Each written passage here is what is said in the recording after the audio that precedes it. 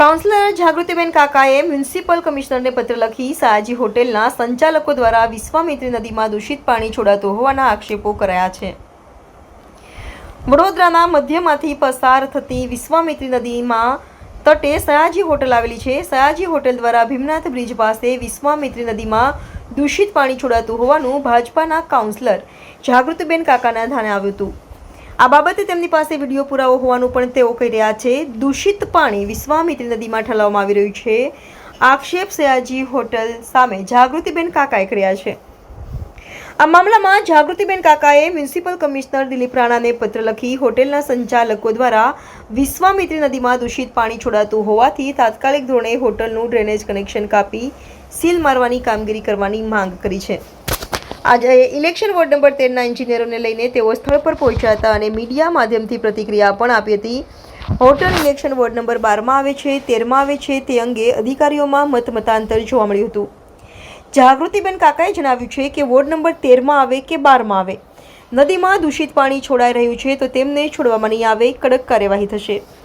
Municipal commissioner પર વિશ્વાસ હોવાનું જણાવ્યું હતું। તેમણે ઉમેર્યું હતું કે આ બાબતે સંકલનમાં બેઠકમાં ભાજપ વડોદરા મહાનગર અધ્યક્ષ સંસદ અને ધારાસભ્યોનું પણ ધ્યાન દોરશે અને સ્થાયીની બેઠકમાં પણ રજૂઆત કરશે તેમ ઉમેર્યું હતું।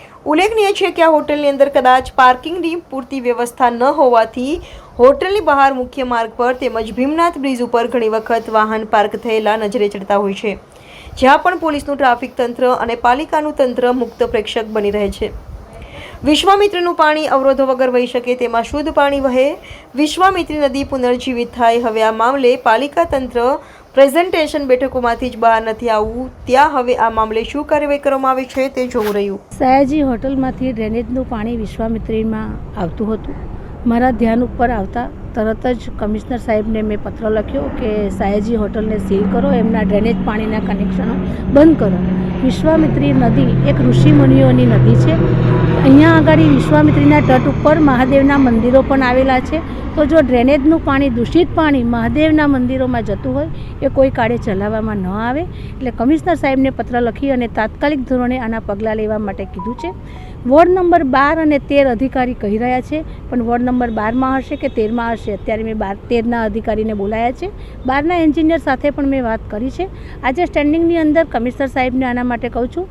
કમિશનર સાહેબ એકદમ તટસ્થ છે। કમિશનર સાહેબ ઉપર અમને પૂરેપૂરો ભરોસો છે કે કમિશનર સાહેબ કોઈનું પણ હશે ક્યાંય પણ ચલાવી નહીં લે અને એની સૂચના કમિશનર સાહેબને અમે આપી છે।